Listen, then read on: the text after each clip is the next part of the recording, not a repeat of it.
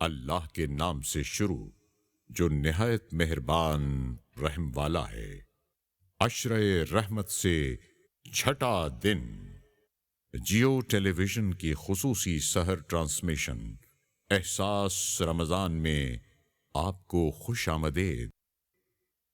पाकिस्तान में शोबे हुस्न क़िराअत की नामवर शख्सियत क़ारी मोहम्मद ज़ैनुल आबिदीन नईमी तिलावत कलामुर रहमान से हमारे दिलों को मुज़य्यन फरमाएंगे। अऊज़ु बिल्लाहि मिनश शैतानिर रजीम।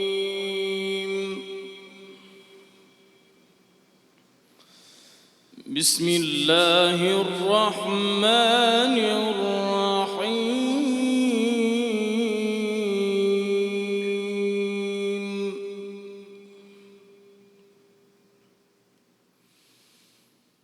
قال يا قوم أرأيتم إن كنت على بينة من ربي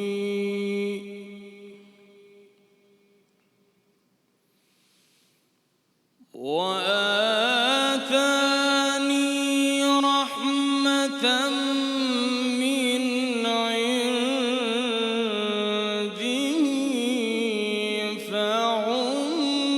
فعميت عليكم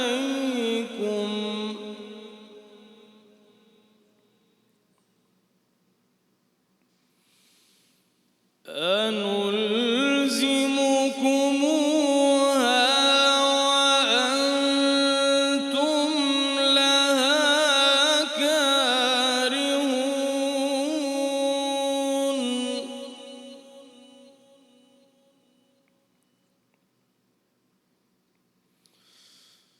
ويا قوم لا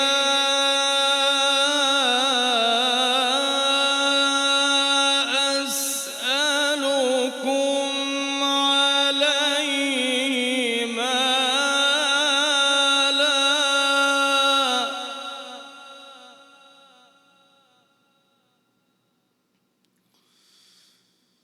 ويا قوم لا أسألكم عليه مالا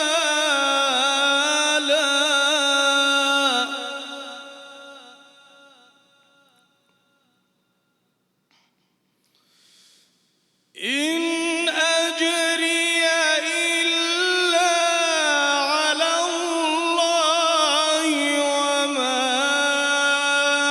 أنا بطارد الذين آمنوا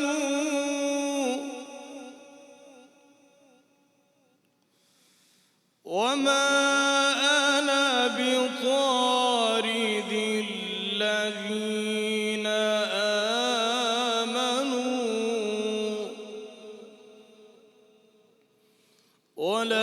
ولكني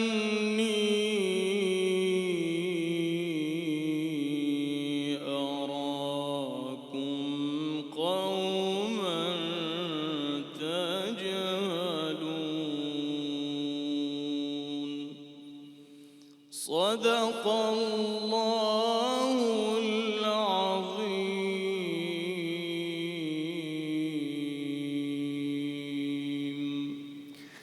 औज़ुबिल्लाहि मिनश्शैतानिर्रजीम बिस्मिल्लाहिर्रहमानिर्रहीम। शुरू अल्लाह के नाम से, उस पाक परवरदिगार के नाम से जो बड़ा मेहरबान निहायत रहम करने वाला है। नाज़रीन कराम, आज अल्हम्दुलिल्लाह 6 रमज़ानुल मुबारक की सहर नशरियात है। हम रोज़ाना कुछ ऐसी बात करते हैं जिससे मेरी ज़िंदगी में, आपकी ज़िंदगी में कुछ बेहतरी आए, तो आज एक ऐसी ही हदीस का मफ़हूम आपके सामने रखूँगी। नाज़रीन कराम, एक मरतबा रसूल अकरम सल्लल्लाहु अलैहि वसल्लम ने सहाबा कराम से पूछा कि बताओ मुफलिस तरीन शख्स कौन है। तो सहाबा कराम ने अर्ज़ किया कि हम तो मुफलिस उसे समझते हैं, रसूलुल्लाह सल्लल्लाहु अलैहि वसल्लम, हम तो मुफलिस उसे समझते हैं जिसके पास दुनिया में मालो दौलत ना हो। तो रसूल अकरम सल्लल्लाहु अलैहि वसल्लम ने फरमाया कि नहीं, सबसे ज़्यादा मुफलिस शख्स वो होगा जो जब क़यामत के दिन आएगा, जिस दिन हिसाब किताब होगा, जब वो आएगा तो इबादतें, नमाज़ें, रोज़े सब लेकर आएगा, लेकिन जब हिसाब किताब शुरू होगा तो सामने आएगा कि उसने दुनिया में किसी का दिल दुखाया, किसी का माल खाया, किसी को मारा पीटा। तो फिर हिसाब किताब के वक्त उसकी ये नेकियां जो वो लेकर आया है, जो इबादतें साथ लेकर आया है, वो नेकियां उन अफराद को दी जाएंगी जिसके साथ दुनिया में उसने ये ज़्यादती की। और अगर ऐसे में उसकी ये सारी नेकियां ख़त्म हो गई तो उसे जहन्नुम में डाल दिया जाएगा। यानी इन तमाम नेकियों का, इन तमाम इबादतों का कोई फ़ायदा नहीं रहेगा अगर उसने लोगों से ज़्यादती की होगी दुनिया में, क्योंकि उस रोज़ इन लोगों ने अगर उसे माफ़ नहीं किया होगा तो वो सारी नेकियां उन लोगों को दे दी जाएंगी। इसकी नेकी ख़त्म हो गई तो उसे जहन्नुम में डाल दिया जाएगा। वो होगा मुफलिस तरीन शख्स। ये मैंने मफ़हूम सही मुस्लिम में मौजूद एक हदीस पाक का मफ़हूम आपके सामने रखा। रसूल अकरम सल्लल्लाहु अलैहि वसल्लम ये भी फरमाते हैं कि बेहतरीन मुसलमान वो है जिसके हाथ और ज़ुबान से दूसरा शख्स महफूज रहे। तो आप अपने बारे में सोचिए कि क्या आप ऐसे हैं कि आपकी ज़ुबान से, हाथ से बहुत लोग महफूज रखते हैं दूसरों को, लेकिन क्या आपकी ज़ुबान से दूसरे लोग महफूज हैं? क्या आपने उसको कभी ऐसी ज़ुबान इस्तेमाल नहीं की, किसी के बारे में कुछ गलत नहीं कहा, किसी के बारे में गलत अफवाह नहीं फैलाई? ये हम बड़ी आसानी से, जो होता है ना रूमर्स फैलाना, और आजकल तो बहुत ज़्यादा है। एक आपके पास कोई चीज़ किसी के भी बारे में आई व्हाट्सएप पर, आपने बग़ैर कोई जांच किए 10 और लोगों को भेज दी। ये आप अपने हाथ से और ज़ुबान से उस शख्स के लिए बुरा कर रहे हैं। तो इसका हिसाब होगा कि सब हमें मालूम होना चाहिए। अपने उलमाए दीन से इस पर बात भी करेंगे, लेकिन आज इस ट्रांसमिशन के आगाज़ में जैसे हमेशा करते हैं, मुल्क के मशहूर व मारूफ कारी ज़ैनुल आबिदीन साहब ने क़िरात कुरान पाक की। आपका बहुत शुक्रिया कारी साहब। और हमारे साथ अलहाज इमरान शेख अत्तारी साहब मौजूद हैं। आप सब जानते हैं कि एहसास रमज़ान ट्रांसमिशन की सहर जो नशरियात है उसके इस हिस्से में हमारे साथ तशरीफ़ फरमा होते हैं अल्लामा कौकब नूरानी उकाड़वी साहब, मारूफ आलिम दीन है। अल्लामा साहब अस्सलामु अलैकुम व रहमतुल्लाह। वालेकुम अस्सलाम व रहमतुल्लाह। 6 रमज़ान मुबारक। इंशाअल्लाह कुछ ही देर में हम अपना रोज़ा इख्तियार कर लेंगे। अल्लामा साहब, हदीस मुबारक है कि बेहतरीन मुसलमान वो है जिसके हाथ और ज़ुबान से दूसरे लोग महफूज रहें, लेकिन हम दानिस्ता या नादानिस्ता तौर पर अपने ज़ुबान से भी मुसलमान भाई को दुख पहुंचाते हैं और अपने अमल से भी। क्या किसी मुसलमान को ये ज़ेब देता है ऐसा करना? बिस्मिल्लाहि वल्हम्दुलिल्लाहि वस्सलातु वस्सलामु अला रसूलिल्लाह। आपका ये कहना कि क्या ज़ेब देता है, बड़ा सख्त जुमला है। अगर मुसलमान है तो उसको बहुत सी गलत चीज़ें, बल्कि कोई भी गलत चीज़ ज़ेब नहीं देती। और मुसलमान की तारीफ़ क्या है कि मुसलमान वो है जो अल्लाह और उसके रसूल के अहकामात का पाबंद हो जाए। बेशक। नबी करीम सल्लल्लाहु अलैहि वसल्लम के हवाले से एक बात मैं समझाने के लिए कहता हूँ। अल्लाह ने हमें 2 तरह कुरान दिया है, एक लफ्ज़ों की शक्ल में, एक अमल की शक्ल में। लफ्ज़ों को देखना हो 30 पारे देखने, अमल देखना हो सीरत मुस्तफ़ा देख। सुभान अल्लाह। ये क्यों कि हमारे लिए आसानी हो जाए। इस्लाम दुनिया बरतने का नाम है। ये दुनिया कैसे बरतनी है। जहाँ 4 अफराद रहते हैं सबका मिजाज एक जैसा नहीं होता। तकाज़े उनकी तबीयत के, किसी को तुर्शी पसंद है, किसी को मीठा पसंद है, कोई नमकीन पसंद है, कोई हो सकता है कड़वा भी पसंद करता हो। 5 उंगलियां बराबर नहीं होती। अच्छा, अल्लाह ताला ने चूँकि ज़मीन मुख्तलिफ बनाई है, उसी तरह मिजाज, शक्लें, रंग मुख्तलिफ। मुझे कोई हक़ नहीं पहुँचता कि मैं किसी की दिल आज़ारी करूं, यानी उसके दिल को दुख पहुंचाऊं। हाँ, मैंने हक बात कहनी है, और हक बात कहने से कोई दुखता है उसकी मुझे परवाह नहीं है। अच्छा। क्योंकि मैं मिसाल के तौर पर अल्लाह के लिए कहूँ कि अल्लाह एक है और इतना कहने से किसी का दिल जलता है, तो मैं तो नहीं तो रुकूंगा। हक बात कहने से लेकिन हक बात कहने का भी सलीका, सलीका होता है। तरीका। मैं दूसरे को गाली के अंदाज में नहीं कहूँगा, गोली के अंदाज में नहीं इस्लाह कहूँगा। भी करते हैं तो आप कहते हैं कि आप बुरा मत मानिएगा या आप दिल पे मत लीजिएगा, और फिर आप इस्लाह भी करते हैं, ऐसा भी होता है। नहीं, अगर एक खाम खा किसी का दिल हक बात पे चुभता है, उसको हक जुमला, हम उसकी परवाह नहीं करेंगे, क्योंकि अल हुब्बु लिल्लाहि वलिर्रसूल वल बुग़्ज़ु लिल्लाहि वलिर्रसूल, कि मोहब्बत हो तो अल्लाह रसूल के लिए, किसी से बुग़्ज़ हो तो अल्लाह रसूल के लिए। अच्छा, अब मैं एक बात कर रहा हूँ, शबे बराअत में जो लोग नहीं बख्शे जाते, उस रात में, जिस रात में बनु कलब की बकरियों के बालों की गिनती के बराबर लोग जहन्नम से आज़ाद होते हैं, उस रात में भी वो शख्स नहीं बख्शा जाता जो मुसलमान के लिए सीने में कीना रखे। अल्लाहु अकबर। कितनी मुबारक रात। अच्छा, अब दिल आज़ारी के लिए ये तो बात तय है कि दिल आज़ारी नहीं करनी चाहिए, ना अल्लाह को पसंद ना नबी को पसंद, मगर हमें अब कुछ सोसाइटी के मेयार चूँकि बदल गए, हमारी गुफ्तगू, हमारे अंदाज, हमारे रवैये, हम कुछ तरह तेज़ हो गए, जजमेंटल भी हो गए, यानी, और बर्दाश्त कम हो गई, टॉलरेंस कम हो गई। अब उसमें खाम खा कोई कह रहा है कि जी मेरा दिल दुखा है, तो उसका क्या करें? वो इतना सेंसिटिव या इतना हसास बन रहा है कि मुनासिब बात भी उसको खल रही है। तो ऐसे मौके पर दानिस्ता और नादानिस्ता वाली कैद भी ख़त्म हो जाएगी कि अगर कोई खाम खा दूसरे के लिए, वो उसका ये सलूक उसके लिए आज़ार बन जाएगा। यानी वो ये नहीं समझ रहा कि मैं अपना बेजार कर रहा हूँ लेकिन दूसरों के लिए क्या कर रहा हूँ। हुजूर अकरम सल्लल्लाहु अलैहि वसल्लम जो कुरान लेकर आए उसमें है वक़ूलू लिन्नासी हुस्ना, लोगों से अच्छी बात करो। अच्छी बात। अच्छा, अच्छी बात कहने पर भी सवाब मिलता है, मुस्कुरा के कहने पे ज्यादा सवाब मिलता है। अच्छा, आप अच्छे अंदाज में नहीं कहेंगे तो अगला कबूल कैसे करेगा?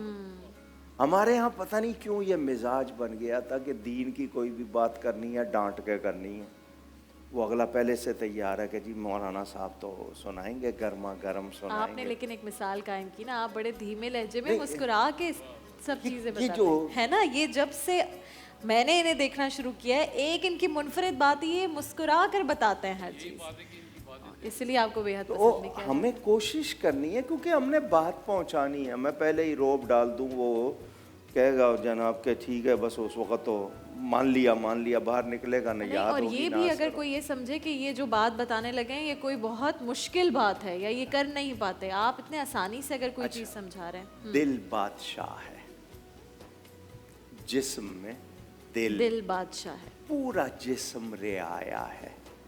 मैं एक जुमला आपको सुना देता हूँ, शायद आपने नहीं सुना होगा। पूरा जिस्म रियाया है, दिल बादशाह है। तो हुकूमत किसकी हुई जिस्म पर? दिल की। दिल की।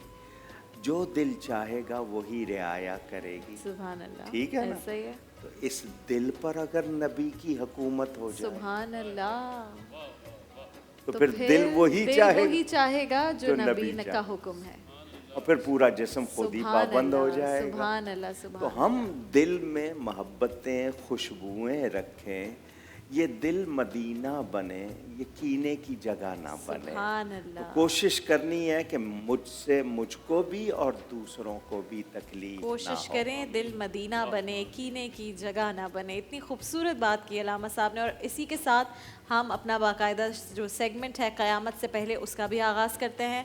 अल्लामा साहब, आज कौन सी क़यामत की निशानियाँ जी हैं मैंने जिस पर आप बात जिक्र शुरू करेंगे? किया हुआ है हज़रत सैयदना इमाम इमाम महदी महदी का, रज़ी। उसी को मैं आगे बढ़ाऊंगा। ठीक है। ये बैअत मक्का मुकर्रमा में जब ये ज़ाहिर इनका ऐलान होगा, मक्का मुकर्रमा में ये आशूरे की शब में, शब आशूर में इनकी बैअत होगी। ठीक है। विलादत गाह से, अब विलादत गाह मक्का है या फ़लस्तीन है, इसमें इख्तलाफ है। ठीक है। हिजरत करके बैतुल मक़दस जाएंगे। अच्छा। जब ये हिजरत करेंगे, एक अजीब बात है, मैं ख़ुद उस पर ज़रा थोड़ा सा लरज़ जाता हूँ। मदीना मुनव्वरा कुछ अरसे के लिए वीरान हो जाएगा। अल्लाह अकबर। समझ नहीं ये आती, कैसे? यानी मैं हैरान हूँ इस पर कि वहाँ जानवर और वाशी, लेकिन ये कि कोई हरम वगैरह महफूज होगा, लेकिन वीरान जैसे आज आबाद है वैसे नहीं रहेगा, और बैतुल मक़दस आबाद हो जाएगा। अल्लाह अकबर। ये अल्लाह जानता है। आपके बारे में लिखा है कि गंदमी रंग वाले होंगे, रोशन पेशानी, सुतवा नाक, ऊंची बीनी, उनके दाएं रुखसार पर एक काला तिल होगा, चमकता चेहरा। तो अरबों जैसा उनका रंग होगा, लेकिन जसामत जैसे इसराइली मर्द होते हैं। अच्छा। उस इलाके के ठीक है। मर्दों जैसा।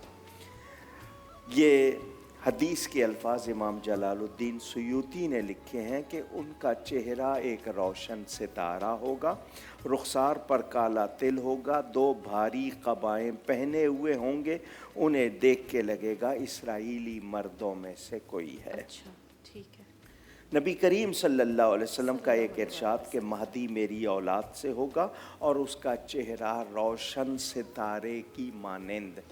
ये मैं बात क्यों कर रहा हूँ? हमें कहा गया कि उतलुबुल हवाइज इंद हिस्सानिल वुजू, अपनी हाजतें मांगो तो अच्छे चेहरों वालों से मांगो। हमारे यहाँ कहावत होती ना, ये मुंह और मसूर की दाल, कह देते हैं या चेहरा देखा है अपना। तो ये इस बात की अलामत के जो हस्ती कोई मनसब दे के भेजी जाती है, उसके चेहरे पे चमक भी अल्लाह ताला अता फरमाता है। अच्छा जी, अगली बात जो इसमें मैंने कहनी है वो ये कि 3000 फरिश्ते हज़रत इमाम मेहदी की खिदमत और मदद के लिए उनके साथ हाजिर होंगे। अच्छा, सुभान अल्लाह। जो उनके मुखालिफिन के चेहरों और पीठों को मारेंगे, उनको सजा देंगे।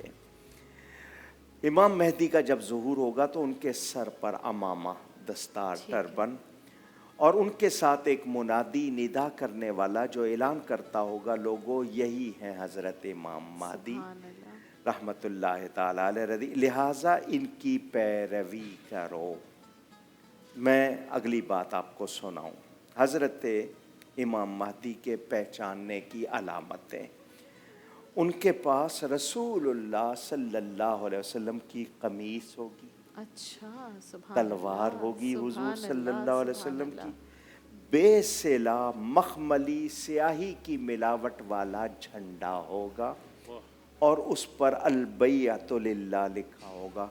मैं कभी कभी सोचता हूँ ये निशानियाँ पढ़ के ये तो कोई बना भी सकता है, हाँ। वो बना के रख ले, लेकिन वो जाहिर उनकी किसी की कोशिश कामयाब नहीं होगी। अच्छा। जो असली होगा वही गालिब होगा। सुभान जिस तरह बहुत से लोगों ने मेहदी होने के दावे किए, हुजूर ने फरमाया मेरी उम्मत में 30 दज्जाल होंगे झूठे, दजल धोखे से बना, नबूवत के दावे करेंगे, यूं करेंगे, तो कोई भी उनमें से सही नहीं है। तो ये महदी होने का दावा भी बहुत से लोग करते आए हैं और अब भी प्रैक्टिस जारी है, लोगों की मश्क जारी है। आखिरी बातें बताऊं आपको, ये जो झंडा हुजूर सल्लल्लाहु अलैहि वसल्लम का तहबंद जिसको लुंगी कहते हैं, वो भी उनके पास होगा। खुश्क लकड़ी जमीन में बोएंगी, वो हरा भरा दरख्त बन के उगेगा।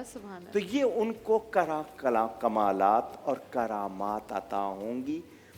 वो हर बिदअत को मिटा देंगे, हुजूर सल्लल्लाहु अलैहि वसल्लम की सुन्नतें फैलाएंगे, और उनके ज़माने में वो जो कहते हैं ना, शेर और बकरी एक घाट पर पानी पिएंगे, ऐसा अमन हो जाएगा। सुभान अल्लाह, इतना अमन होगा।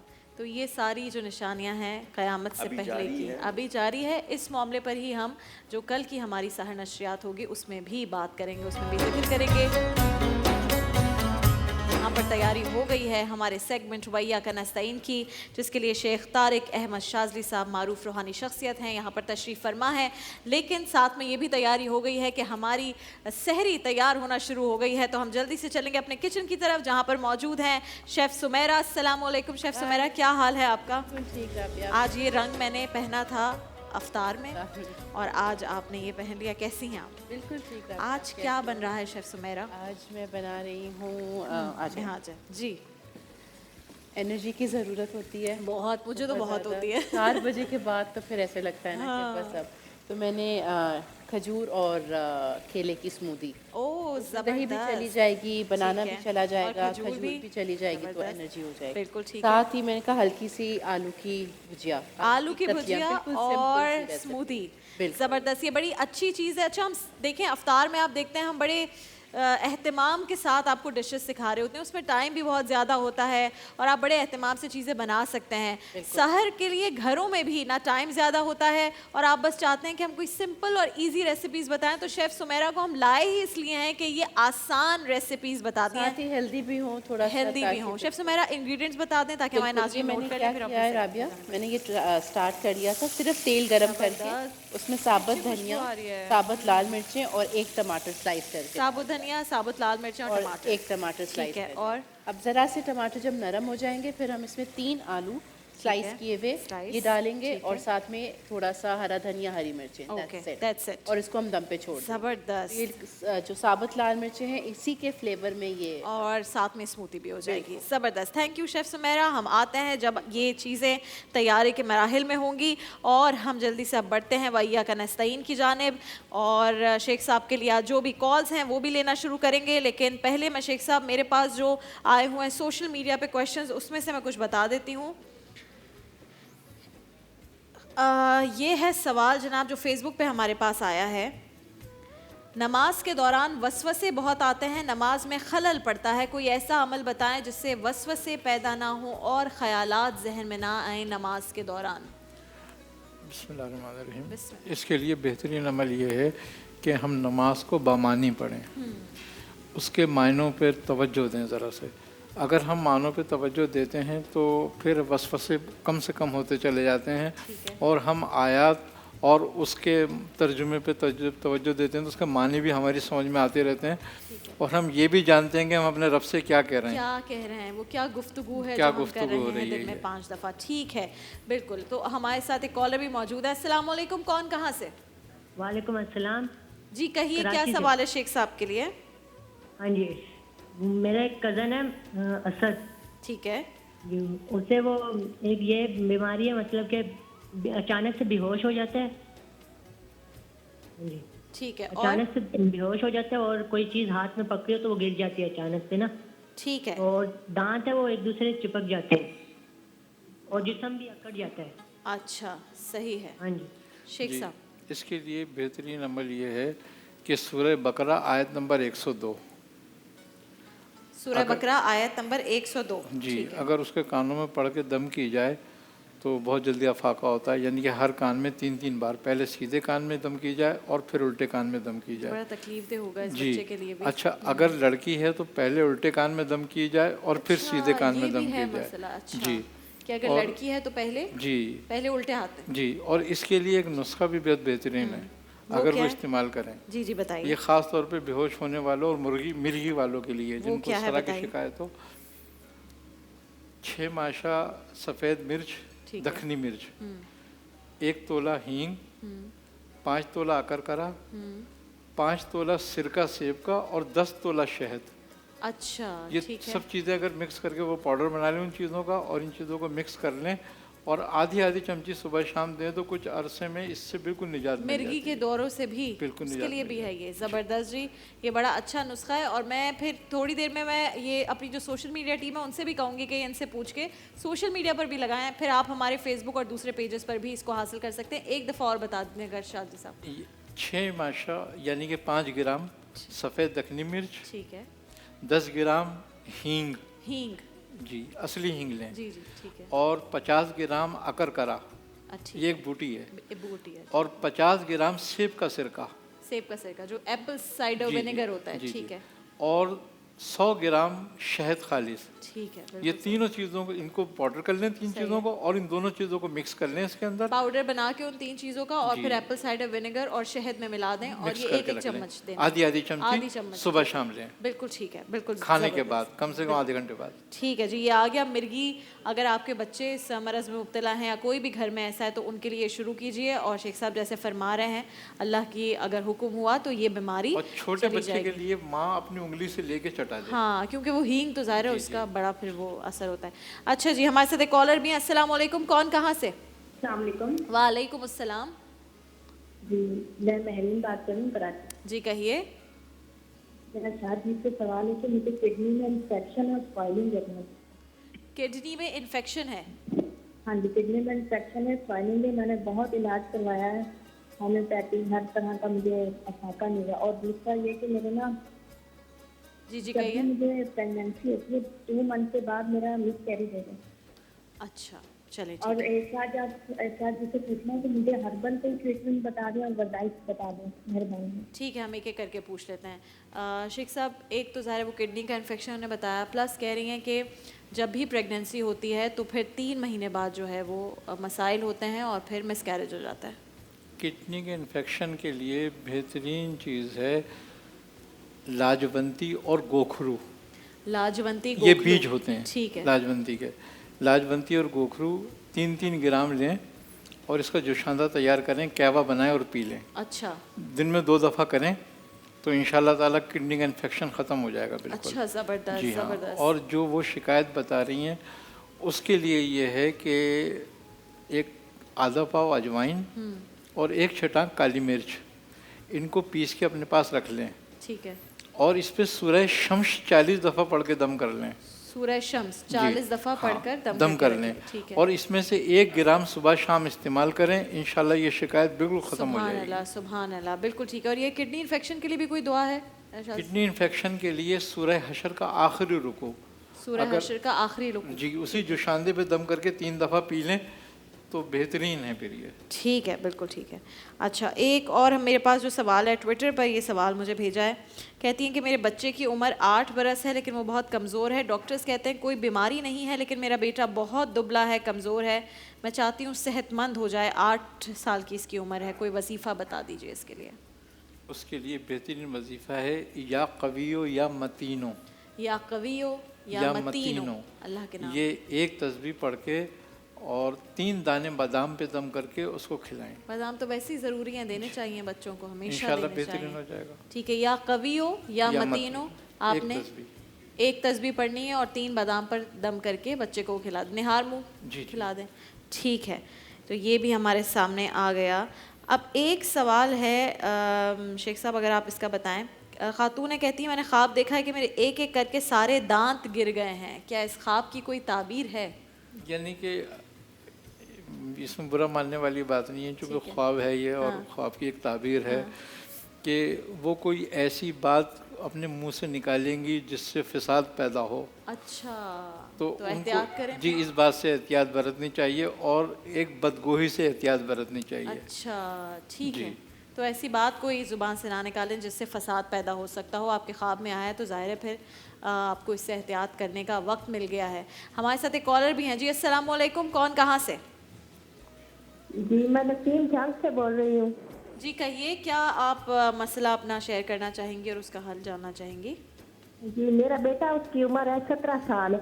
ठीक है। उसने 14 साल बिल्कुल नॉर्मल जिंदगी गुजारी है, बिल्कुल ठीक रहा है। 14 साल के बाद उसकी एक टांग का मसला बना, वो सही चल नहीं सकता था, टांग को घसीट के चलता। फिर ऐसा ऐसा वो ज्यादा होने लगा, फिर दूसरी टांग भी, अब दोनों टांगें ना घसीट के चलता है। डॉक्टर से चेक करवाया, MRI करवाया तो डॉक्टर बताते हैं कि दिमाग की वजह से ये टांगों का मसला है। पहले 14 साल तक बिल्कुल ठीक था?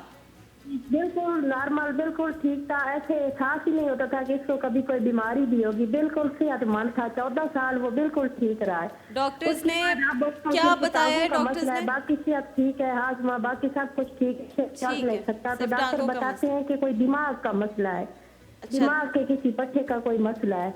अच्छा ठीक है, हम पूछ लेते हैं शेख साहब से। शेख साहब, 14 साल तक बिल्कुल नौजवान ठीक था और अब अचानक से पहले एक पाँव घसीट कर चला और अब दूसरा भी इस तरह, वो कह रहे हैं कोई दिमाग के पत्थों का मसला है। इसके लिए ये होता है कि कमर के जो मोहरे होते हैं हमारे, उसके नीचे हराम मगज़ होता है जो लोअर को कवर करता है, उसमें जो है फॉल्ट पैदा हो जाता है। ठीक है। इसके लिए बेहतरीन इलाज ये है, एक तो ये है कि सूरह फील 21 मरतबा पढ़ के पानी पे दम करके उसको पिलाएं। ठीक है। और रोगन जैतून पे दम करके उसकी मसाज करें। ठीक है। और दूसरी एक जड़ी बूटी आती है अमर बेल। अमर बेल, जी। हाँ, बिल्कुल। खुश्क लेके इसको पीस लें। अच्छा। और इसको पीस के जितनी ये हो, मिसाल के तौर पर एक पाव अगर ये है तो एक पाव इसमें मिश्री वगैरह या शक्कर वगैरह मिला के रख लें। ठीक है। और 1 चमची सुबह शाम उस बच्चे को खिलाएं। अमर बेल जो जड़ी बूटी होती है पंसारी से इजीली मिल जाएगी वो, और उसके अंदर शक्कर या फिर हाँ उसके हम वजन वो हो जाए, जी पीस लें और वो तो ताकि टेस्ट अच्छा हो जाता है उसका। तो उसको 1 चमची सुबह 1 चमची शाम अगर ये उसको पानी से दें तो इंशाल्लाह ताला ये शिकायत उसकी अच्छा, दूर हो जाएगी। माशाल्लाह माशाल्लाह, बहुत शुक्रिया शेख साहब, आपने इतने सारे मसाइल का ये हल बताया। स्मूदी तैयार हो गई है, भुजिया भी निकाल ली है आलू की, बस इस पे गार्निशिंग हो रही है। हमारे नाज़रीन देखेंगे ये गार्निशिंग और फिर हम यहाँ पर सर्व करेंगे ताकि जब आप अब ब्रेक पर जाएं तो हम भी कुछ सहरी कर लें। जी, ये ज़बरदस्त रायता भी तैयार हो गया है, जीरे वाला रायता। ये तो वैसे ही बहुत अच्छा है, मुझे तो रायता मैं तो वैसे ही खाती हूँ। ठीक है, आ जाए आप शेफ से, मेरा खुद सर्व करें। आपने हमारे लिए सहरी बनाई है और हम ये सहरी खाएंगे। आप भी जल्दी जल्दी अपनी सहरी कर लेंगे। कुछ ही देर में कराची में भी फिर अज़ान फजर का वक्त हो जाएगा। वक्त है हमारे सेगमेंट रब्बे ज़िदनी इल्मा का।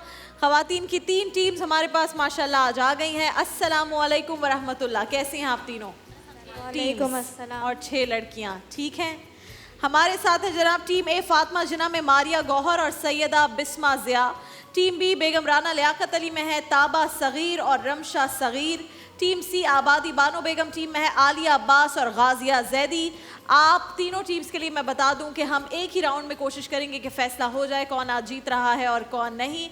लेकिन अगर ऐसा ना हो सका तो हम एक सवाल करेंगे, बजर राउंड का सवाल, और अगर उसमें भी नहीं हो सका तो दूसरा सवाल। इस तरह हम देखेंगे कितने सवालों की ज़रूरत पड़ती है, लेकिन मुमकिन तौर पर पहले ही राउंड में इस बात का हो जाएगा फैसला। तो टीम ए आप तैयार हैं? 4 सवालात और हर सवाल के 4 ऑप्शंस। टाइम निश्ता, वक्त का मुकाबला सख्त, ठीक है। पहला सवाल, तरतीब के लिहाज से सूरह राद किस नंबर पर है? तरतीब के लिहाज से 9, 11, 13 या फिर 15?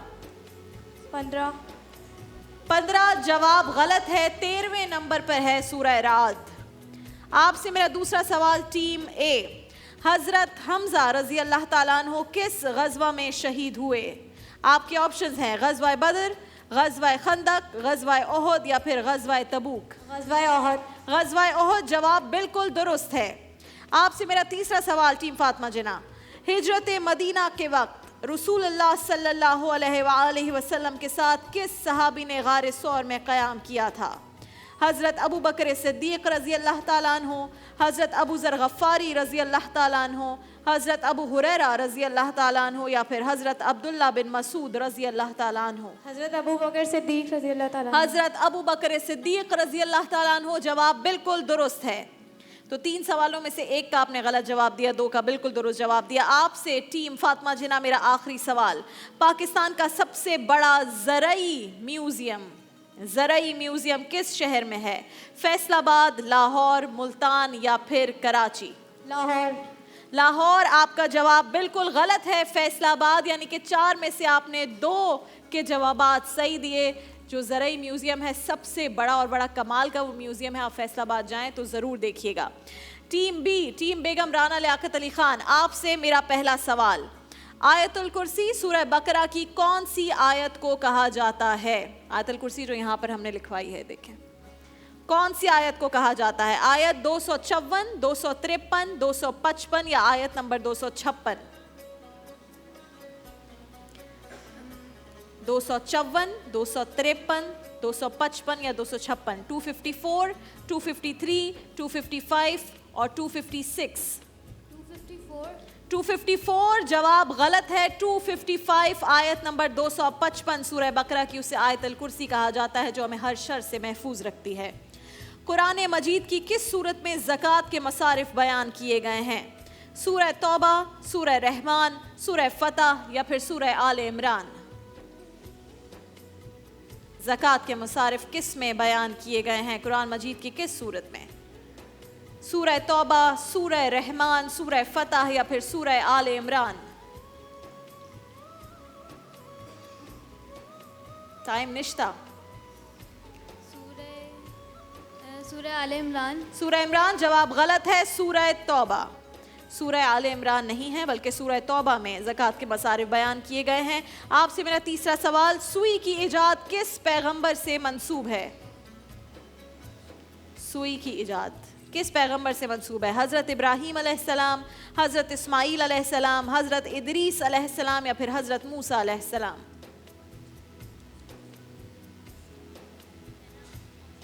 सुई की इजाद हज़रत इब्राहीम अलैहिस्सलाम, हज़रत इस्माईल अलैहिस्सलाम, हज़रत इदरीस अलैहिस्सलाम या फिर हज़रत मूसा अलैहिस्सलाम? हज़रत इदरीस अलैहिस्सलाम जवाब दुरुस्त है। पाकिस्तान की पहली कमर्शियल पायलट खातून का नाम बताइए। आपके ऑप्शंस हैं शुक्रिया खानम, मरियम मुख्तियार, हुमा लियाकत या फिर आयशा फारूक। पहली कमर्शियल पायलट खातून? शुक्रिया खानम। शुक्रिया खानम जवाब बिल्कुल दुरुस्त है। टीम सी के पास चलते हैं। आपने दिए 2 सवालों के गलत और 2 सवालों के सही जवाब और आपसे एक गलती हुई। टीम बानो बेगम से क्या होता है अभी हम देख लेते हैं। अगर आपने तीनों सवालों के सही जवाब दे दिए तो फिर आप दोनों का टाई है। 4 सवालों के सही जवाब दे दिए, इसी राउंड में आप जीत जाएंगी। पहला सवाल आपसे टीम बानो बेगम, फतह मक्का का वाकया किस इस्लामी महीने में हुआ था? बिल्कुल दुरुस्त, रमज़ान में हुआ था फतह मक्का का वाकया। आपसे मेरा दूसरा सवाल टीम बानो बेगम, नजाशी के दरबार में हज़रत जाफ़र तैयार रज़ी अल्लाह ताला अन्हु ने किस सूरत की तिलावत फरमाई थी? सूरह निसा, सूरह यूनुस, सूरह मरियम या फिर सूरह मुज़म्मिल? नजाशी के दरबार में हज़रत जाफ़र तैयार ने किस सूरत की तिलावत फरमाई थी? सूरह निसा। सूरह निसा लॉक कर लूं? सूरह निसा जवाब गलत है, सूरह मरियम की तिलावत फरमाई थी। तो टाई हो गया है आपका और टीम फातिमा जिन्ना का अब तक। लेकिन मैं आपसे और सवालात भी पूछ रही हूँ। कुरान पाक की पहली 5 आयात कहाँ नाजिल हुई? गारे हिरा बिल्कुल दुरुस्त जवाब। पहले और तीसरे का इन्हें ऑप्शन भी दरकार नहीं था और दूसरे में फंस गई। पाकिस्तान का पहला आईन कब नाफिज हुआ? 1947, 1952, 1956 या 1973? 1947, 1952, 1956, 1973। 1947 पहला आईन, 1952, 1956 या 73? फर्स्ट कॉन्स्टिट्यूशन ऑफ पाकिस्तान कब नाफिज हुआ था, कब इम्प्लीमेंट हुआ था? 1956। 1956 जवाब बिल्कुल दुरुस्त है। और अब बिल्कुल हमारे पास टाइम नहीं है। टीम फातिमा जिन्ना और टीम बानो बेगम, टीम फातिमा जिन्ना कितने जवाब दिए थे? 2। तो फिर टीम बानो बेगम आप जीत गए हैं ये राउंड। मुबारक हो आपको बहुत बहुत।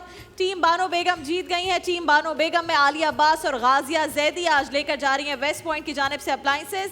First runner up team west point की जानिब से हैंड मिक्सर और second runner up team west point की जानिब से आप भी हैंड मिक्सर लेकर जा रही हैं। आप तीनों को बहुत बहुत मुबारक। ये सिर्फ मोहब्बत का एक खेल है जिससे ये पता चलता है कि कितनी काबिलियत है किस टीम में। आप तीनों को बहुत बहुत मुबारक हो। आपने हमारी सहर ट्रांसमिशन देखी, आपको क्या अच्छा लगा, क्या बुरा लगा, किस चीज़ में आप बेहतरी देखना चाहते हैं, हमें ज़रूर बताइएगा। शेख तारिक अहमद शाजी साहब यहाँ पर मौजूद थे, आपका बहुत शुक्रिया। इमरान भाई आपका बहुत शुक्रिया। नाज़रीन कराम, हम आपसे इजाज़त चाहते हैं आज 6 रमज़ान मुबारक की सहर नशरियात से। लेकिन बस चंद ही घंटों बाद इंशाल्लाह दोबारा आपसे मुलाकात होगी। और आज का दिन बड़ा ख़ास है। क्यों ख़ास है ये आपको हम कुछ घंटों बाद ही बताएंगे इंशाल्लाह अफ्तार नशरियात में, जिसके लिए हम हाजिर होंगे दोपहर 3 बजे। तो देखते रहिए जियो TV नेटवर्क।